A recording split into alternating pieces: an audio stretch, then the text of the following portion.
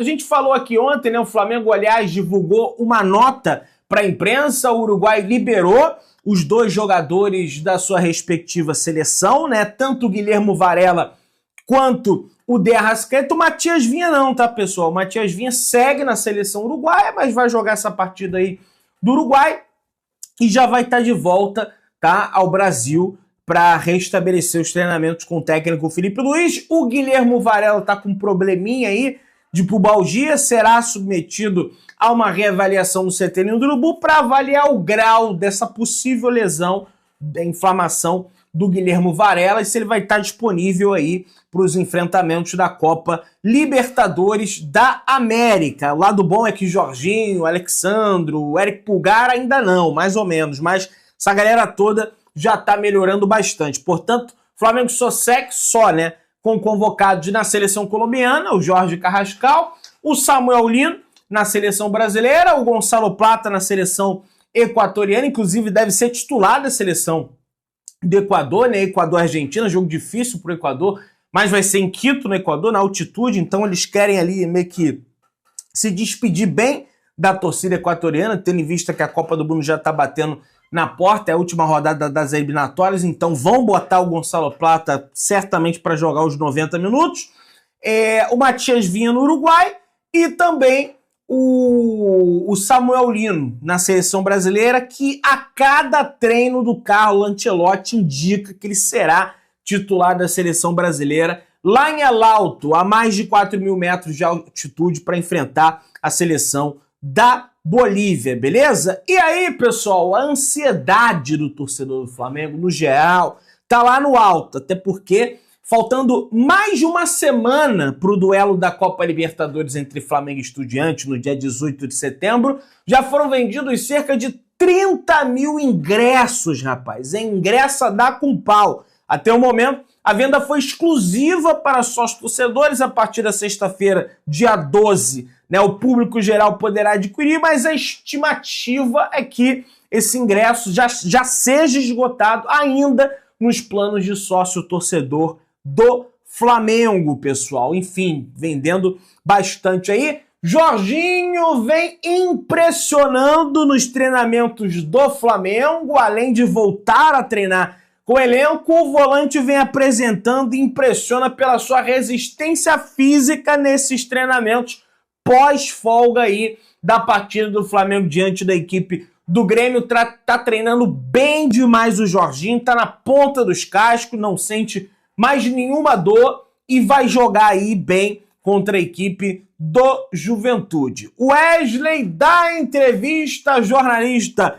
Isabelle Costa, abrindo o coração e falando sobre a volta por cima que ele deu no Flamengo. Cara, eu admiro muito esse garoto que recebeu uma avalanche de críticas, né, quando subiu, né, numa furada tremenda, né, com o Sampaoli no comando, que aliás apostou nele. Talvez esse foi um dos poucos acertos, né, do Sampaoli à frente do Flamengo, mas com um preparador físico dando soco na cara do Pedro, com o Varela tomando soco na cara do Gerson, uma crise tremenda que passava o Flamengo, e ele deu conta do recado naquela altura, mesmo com alguns percalços ali, e ele fala, ó, no começo foi difícil, nem era nem pela torcida, vou falar a verdade.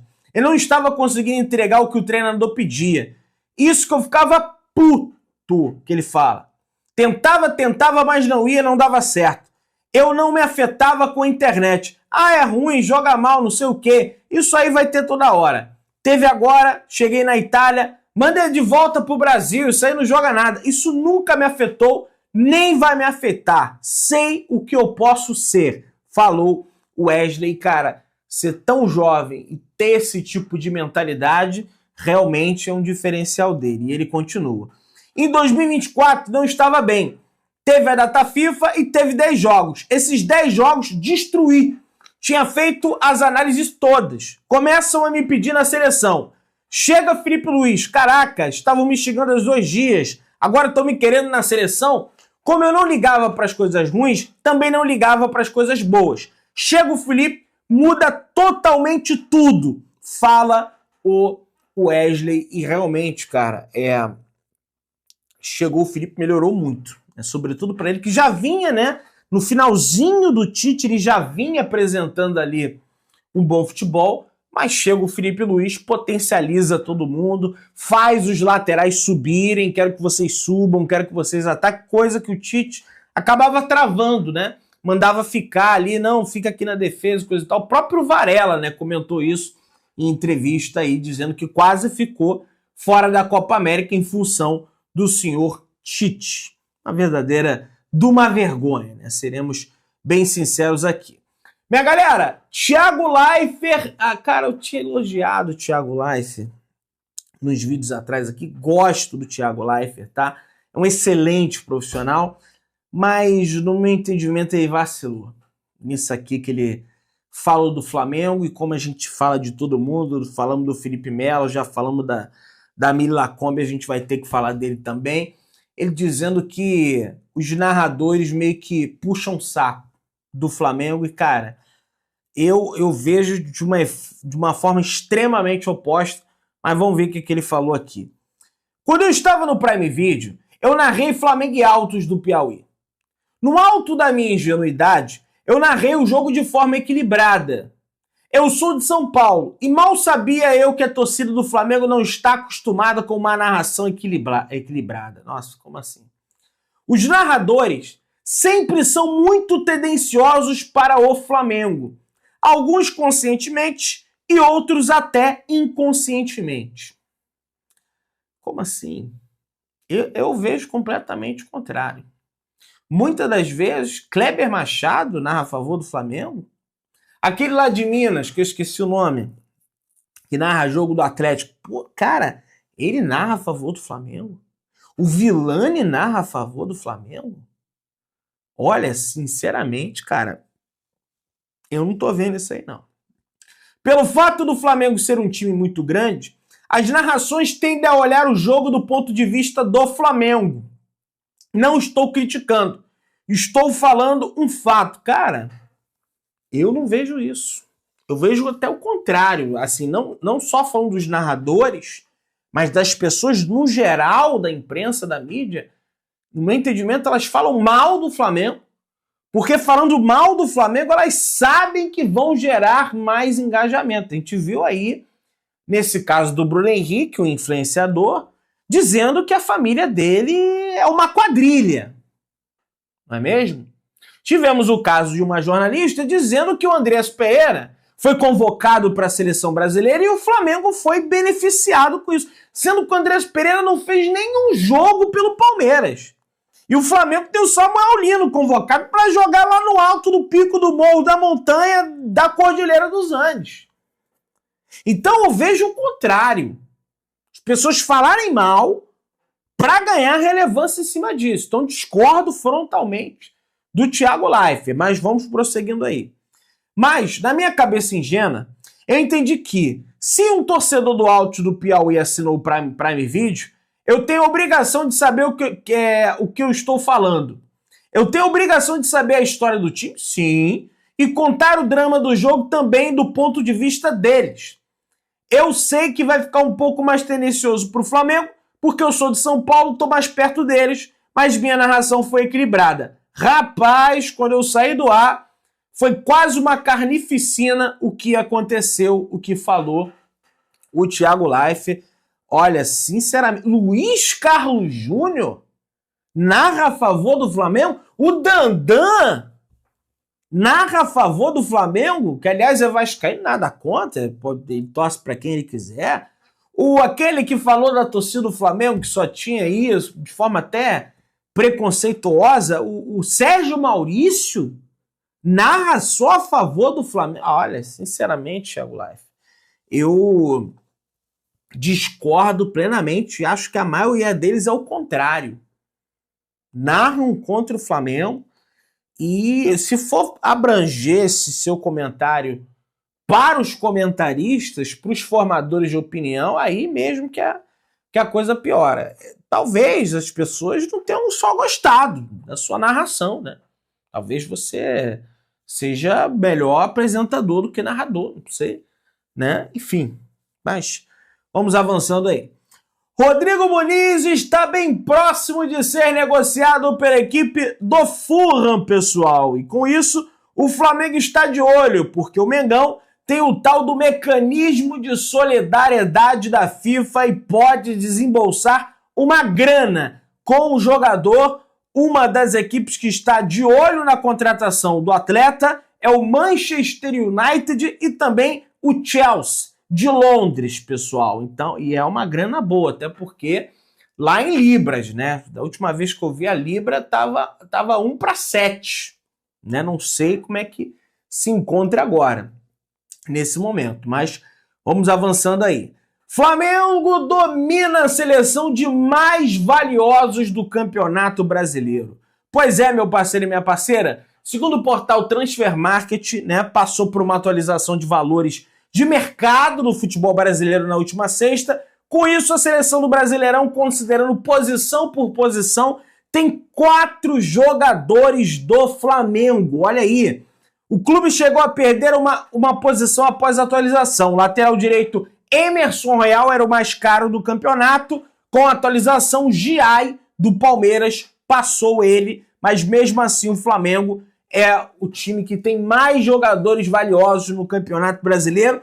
E aí você vê também o bom trabalho na janela de transferências que foi feito pelo José Boto. Porque o Flamengo não gastou muito dinheiro nessa janela.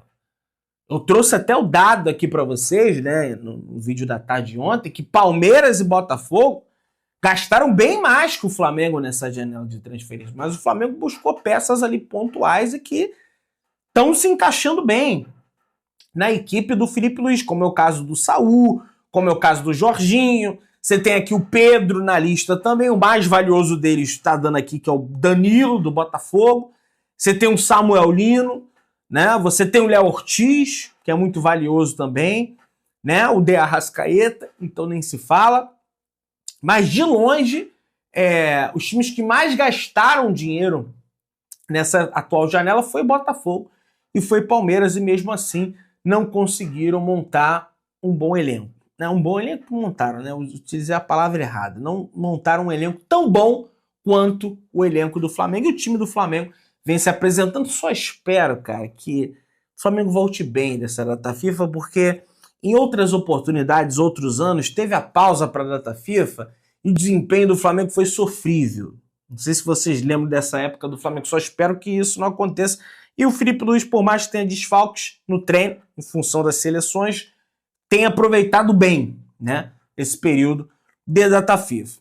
Bom, muita gente me perguntando aí sobre a situação do volante Casemiro, sobre a possibilidade do Casemiro ser contratado pelo Flamengo. A informação que chega é que o Flamengo, segundo o Jorge Nicola, né, teve alguns portais aí lá de Manchester também trazendo que o Flamengo e o Palmeiras se movimentam nos bastidores e estudam a contratação do jogador cujo contrato com o clube inglês se encerra em meados do ano de 2026. Então, já está em janeiro, ele já pode assinar, por exemplo, um pré-contrato, né? Com 33 anos, Casemiro vive a expectativa de disputar a sua última Copa do Mundo no próximo ano. A saída do Manchester United ao final do contrato é vista como provável, devido principalmente ao seu alto salário, estimado em 11 milhões de euros anuais, o que não dá, né? Teria que abaixar bem esse salário aí para vir jogar no Flamengo. De acordo com o jornalista, tanto o Flamengo quanto o Palmeiras já realizaram sondagens para entender a situação do volante e avaliar, viabilizar a viabilidade de uma futura proposta para o jogador. É um bom jogador, caiu muito de qualidade nos últimos tempos, pelo que eu falei, aí a informação minha, como uma pessoa do Flamengo, a chance é zero. Nesse momento, o Flamengo já entende que tem bons valores ali, sobretudo na volância, né? Você tem vários, não só volantes, meio campistas na forma geral de falar, como é o caso do De La Cruz, do Saul, do Jorginho. O Pulgar tá aí voltando, então não seria uma prioridade, né? Utilizando uma palavra que foi bem utilizada nesse ano de 2025 pelo Flamengo. Não seria uma prioridade de contratação para a próxima janela. A prioridade é a contratação de um atacante, beleza?